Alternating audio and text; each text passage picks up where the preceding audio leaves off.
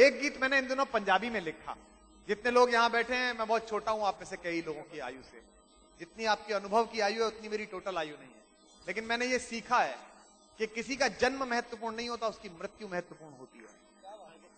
1907 में नवा शहर से 40 किलोमीटर दूर खटकड़ कलां गांव में सरदार किशन सिंह और माता विद्या देवी के घर में जब एक बच्चा पैदा हुआ तो हिंदुस्तान में लाखों बच्चे पैदा हुए।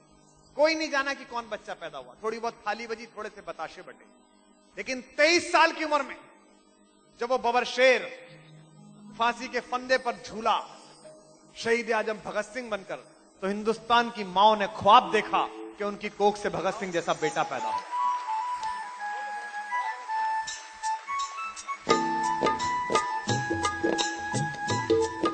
और हिंदुस्तान में गूंज हो गई उसके रंग की, उसके बसंती रंग की। मैंने एक गीत पंजाबी में लिखा है। मारवाड़ी बोलने वाले, मायाड़ भाषा बोलने वाले बेटे बेटियों को मैं एक गीत समर्पित इसलिए कर रहा हूं कि ये 23 तारीख है, ये 24 तारीख है जब कल वो आस बुझी थी। तब मैं एक कविता आपको सुना रहा हूं और मैं उम्मीद करता हूं कि आपने पिछले 1.5 घंटे जो आनंद लिया मेरे जुमलों पर, मेरी कविताओं पर, मोहब्बत पर, इश्क पर, वतन की इश्क पर भी आप उतना ही आनंद लेंगे। मैं जानता हूं आप भामाशाह के बेटे हैं। जब भी किसी महाराणा प्रताप को अपनी सेनाओं के लिए कोष की आवश्यकता पड़ती है, आप सबने अपना व्यापार भंग करके उसे सारा कोष लुटा दिया है। तब मैं आपको एक सुनाता हूं। पानी कम है। हमारे हिंदी के बड़े कवि ने कहा, जब लोग मजाक करते हैं कि राजस्थान में पानी नहीं है, और ये बुद्धि आपके पास है। आपको सुनाता हूं जफर साहब। एक मारवाड़ी शेखावाटी से यहां आया कलकत्ते, एक सेठ के यहां नौकरी करने लगा। तो सेठ ने कहा, और आपके यहां भी अकाल आ गया, आपके यहां भी भूख आ गई? तो उसने कहा कि जो भूख आपके खानदान में 200 साल पहले आई थी वो मेरे आ गई, इसलिए मैं यहां। ये आपकी कहने का कि था बहुत पानी मगर तलवार पर सब चढ़ गया। जो असली राजस्थानी है वो अपनी तालियों से बताएंगे। था बहुत पानी मगर तलवार पर सब चढ़ गया, इसीलिए राजस्थान रेगिस्तान बनकर रह गया। पानी तो बहुत था। बात है, वाह। तब मैं आपको एक कविता सुना रहा हूं भगत सिंह पर। बस आप जरा जाग के सुन लेना। ये कविता नहीं है, मेरी उपासना जैसा है। मुझे इसे रोज गाकर मेरा मन सा बढ़ जाता है। मुझे लगता है एक दिन जिंदगी और बढ़ गई। मैं सुना रहा हूं, सुनेगा। निवेदन करता हूं कि सरदार किशन दा पूत राजमाता विद्या दा जाया, धन्य भाग खटकड़ कलां तो जग में प्रकाश को आया। कि झेलम दियां लहरां बोल उठी, झेलम दियां लहरां बोल उठी, झेलम दियां लहरां बोल उठी, झेलम दियां लहरां बोल उठी, गजलां दियां बहरां बोल उठी, गजलां दियां बहरां बोल उठी। पिंडां विच उठी पुकारा जद खुद शहरां शहरां बोल उठी। पिंडां विच उठी पुकारा जद जद शहरा शहरा बोल उठी। समझने की कोशिश करेंगे तो अच्छा होगा। थोड़ा सा कष्ट होगा।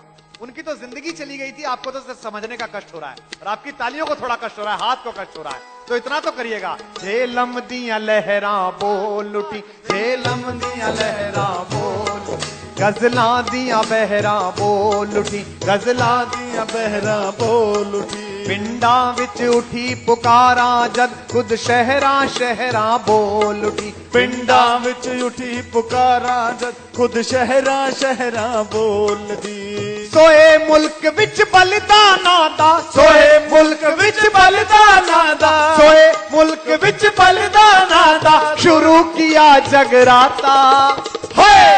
होए वीर भगत सिंह वे तेरे नाल जुड़ गया नाता। होए वीर भगत सिंह वे तेरे नाल जुड़ गया नाता। होए वीर भगत सिंह वे तेरे नाल जुड़ गया नाता। होए वड्डे वीर साडे, होए वड्डे वीर साडे, होए वड्डे वीर साडे, साडी एक है भारत माता। होए वीर भगत सिंह वे तेरे नाल जुड़ गया नाता। होए वीर भगत सिंह वे तेरे नाल जुड़ गया नाता।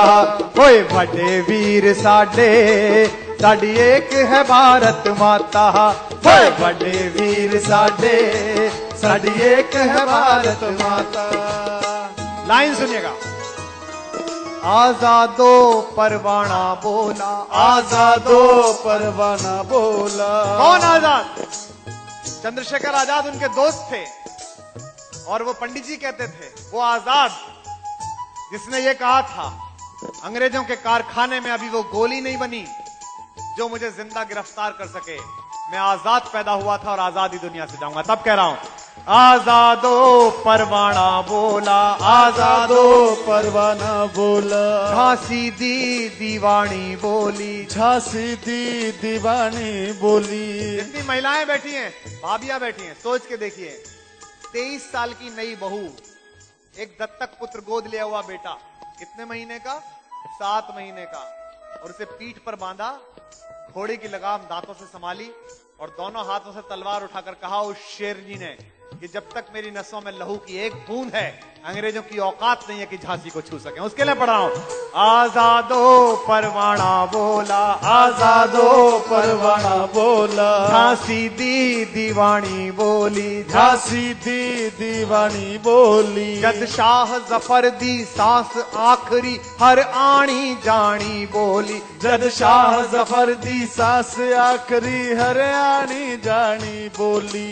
इस नई जनरेशन को बताइए कि हमारे आइडियल ये टेलीविजन पर अभिनय करते हुए लोग नहीं हैं, वो लोग नहीं है जो 77 साल की उम्र तक झंडू का च्यवनप्राश और नवरत्न का तेल बेच रहे हैं, वो नहीं है इस देश के आदर्श।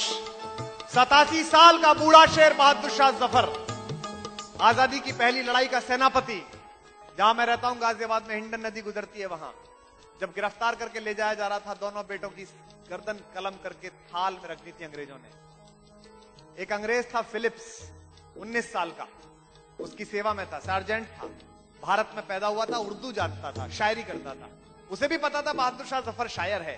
जहां मैं खड़ा हूं इसी कलकत्ते से थोड़ी दूर रंगून में दफन है आज भी वो, और उसका शेर है कि कितना है बदनसीब जफर दफन के लिए 2 गज जमीन भी न मिली कुएं यार, मुझे अपने घर में 2 गज जमीन भी नहीं मिली। फिलिप्स ने कहा बादशाह सलामत एक शेर सुनाऊं, आप तो बड़ी शेरो शायरी करते हैं। हारे हुए बादशाह ने कहा सुनाओ बेटा। तो फिलिप ने शेर सुनाया कि दमदमे में दम नहीं, दमदमा वो जगह है जहां लाल किले में हमारी तलवारें तोपें रखी जाती थी, दमदमे में दम नहीं, अब खैर मांगो जान की, ए जफर ठंडी हुई शमशीर हिंदुस्तान की, तुम हिंदुस्तानी हार गए, अब कभी जिंदा नहीं रह पाओगे हमारे सामने, अंग्रेजों के सामने जीत नहीं पाओगे। तो 87 साल के बूढ़े शेर ने 5 मिनट बाद कहा मियां फिलिप हमने भी एक शेर कह दिया है, सुनाए। और उस शेर में हिंदुस्तान की 200 साल की तारीख बोलती है, कलकत्ता अपनी तालियों से बताएगा और जफर साहब को रंगून तक उनकी कब्र के पास फातिहा पढ़ के आएगा, नमस्कार करके आएगा, तब पढ़ रहा हूं। उसने कहा दमदमे में दम नहीं, अब खैर मांगो जान की, ए जफर ठंडी हुई शमशीर हिंदुस्तान की। तो बहादुर शाह जफर ने कहा गाजियों में बू रहेगी जब तलक ईमान की, तख्त लंदन तक चलेगी तेग हिंदुस्तान की। आजादो परवाना बोला, आजादो परवाना बोला। झांसी दी दीवानी बोली, झांसी दी दीवानी बोली। जद शाह जफर दी सास आखिरी हर आनी जानी बोली, जब शाह जफर दी सांस आखिरी हरियाणी जानी बोली। लंदन तक तख्त हिलाया किर, लंदन तक तख्त हिलाया खीर, लंदन तक तख्त हिलाया किर, लंदन तक तख्त हिलाया खीर। सुखदेव राजगुरु नाल जदों, सुखदेव राजगुरु नाल जदों, दिल्ली विच पाग बसंती पा गुरुआं की कुर्बानी बोल, दिल्ली विच पाग बसंती पा गुरुआं दी कुर्बानी बोली।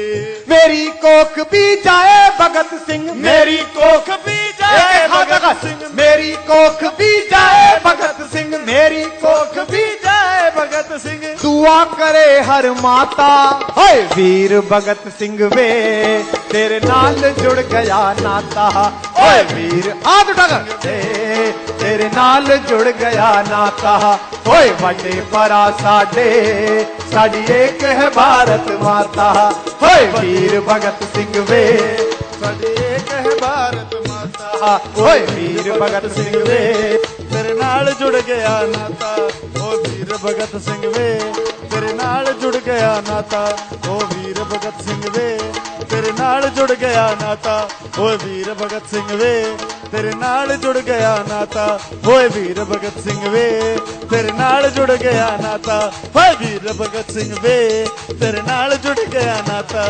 भगत सिंह वे तेरे नाल जुड़ गया नाता होए वीर भगत सिंह वे तेरे नाल जुड़ गया नाता भारत माता की।